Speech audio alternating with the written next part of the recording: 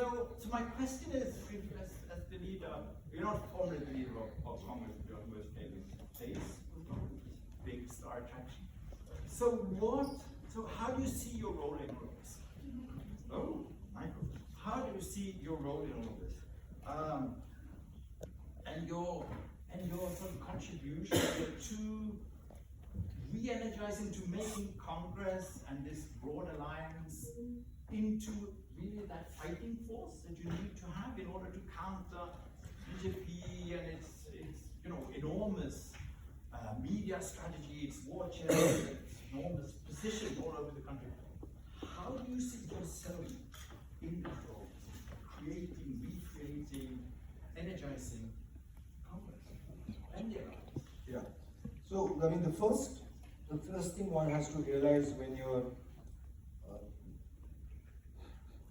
thinking about India is that until 2014,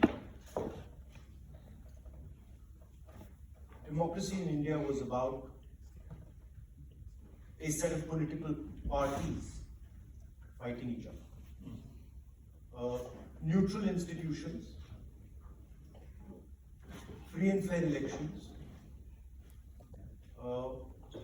access to media for everybody, access for finance to everybody. In 2014, this changed totally. So, in India today, we no longer fight a political party.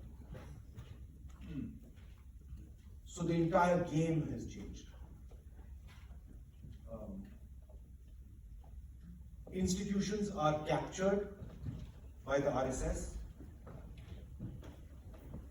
The agencies, CBI, ED, Income Tax Department have been weaponized.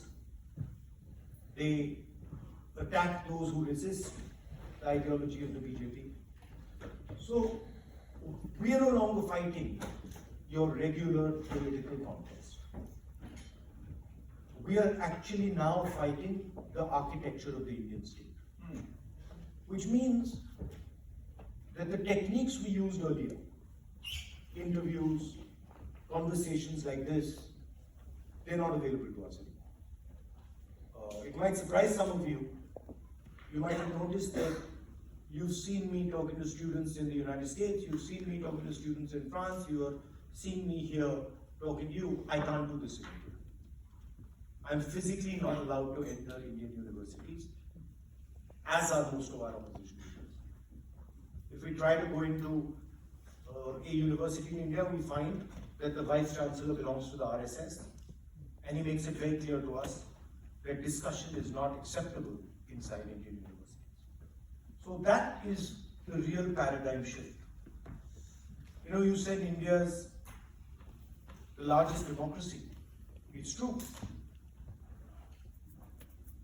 But for me, a democracy where you're not allowed to express your voice, where you're not allowed to say what you feel, where large numbers of people are not given that opportunity, is a weakening democracy. And that's what we have in India. Large parts of our population are not allowed to speak. They are threatened. Political leadership is crushed. I've got 24 cases on me.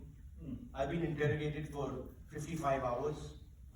I've been given a jail sentence, 2-year jail sentence. The first time in India, somebody's been given a maximum sentence for criminal defamation, a jail sentence for criminal defamation. I'm the first person who's ever had that done to them, right? So this is what we are facing. A lot of what you hear about me, the idea that I'm reluctant, comes through the lens of the BJP. And that lens distorts reality and truth. What we found is that the old tools don't work. And a lot of people ask me, during my walk, before my walk, after my walk, why have you walked this 4,000 kilometers? The reason we walked the 4,000 kilometers is because we had no option. It was the only way left for us to get our message across to the people of India. What we didn't imagine was that it was an extremely powerful way to do it. And it taught us a tremendous amount about our country,